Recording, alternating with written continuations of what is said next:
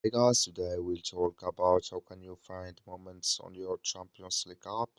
Will you go to figure out the solution or know how you can do that on your app? So you just follow these ways, then it's going to work with you. All you have to do in first, so you just go down, click here on more down here, just click on it. So then it's going to take you to this list. It's going to show for you like this here.